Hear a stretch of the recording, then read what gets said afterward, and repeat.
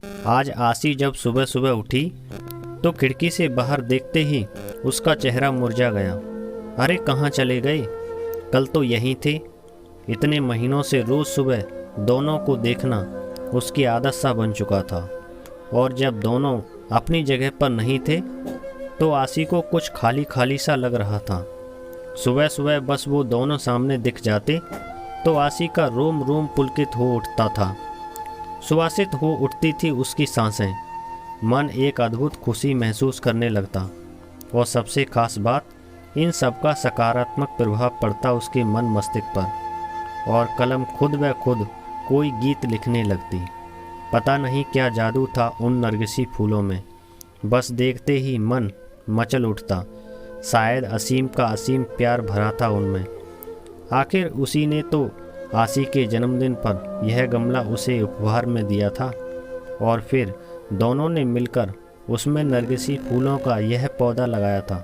देखो ना आसी, तुम्हारे लिए एक काम सौंप कर जा रहा हूँ। कल ही मुझे कंपनी के एक प्रोजेक्ट के लिए दुबई निकलना पड़ रहा है। बस 6 महीने की ही तो बात है, फिर आते ही झट मंगनी और पट ब्याह। बस तब तक मेरी यादों को इस पौधे में संजोती रहना। असीम को आसी को बातों में उलझाना बड़े अच्छे से आता था। असीम बेशक चला गया था, लेकिन आसी हर रोज़ बड़े अरमानों से उस पौधे को सींचती रही।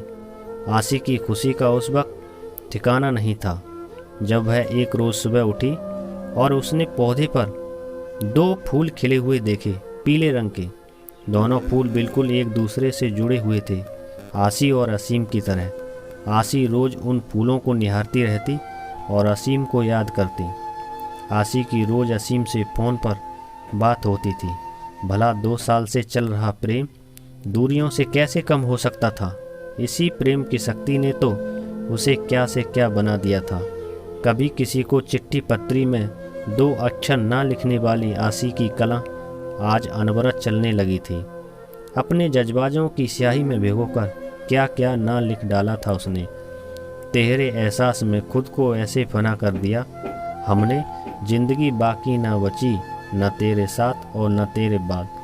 पता नहीं कैसे एहसास थे जो दिल से निकलकर पन्नों पर बिखरते रहते थे। जब भी मन होता आसी उन नरगिस के फूलों को निहारती हुई खिड़की के पास कागज़ कलम लेकर बैठ जाती।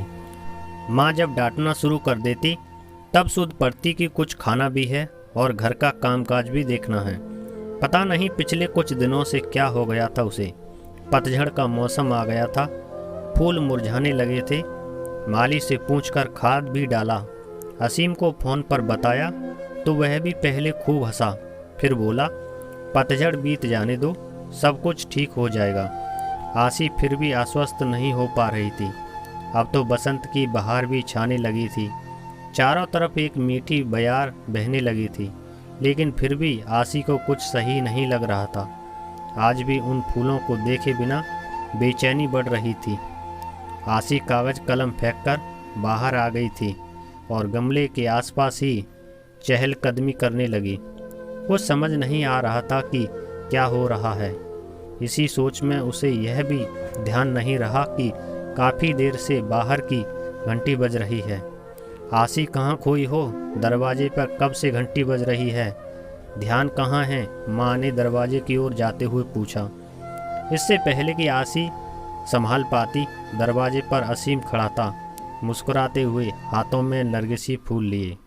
ये कहानी आपको कैसी लगी हमें कमेंट में ज़रूर बताएं। Thank you, wish you all the best.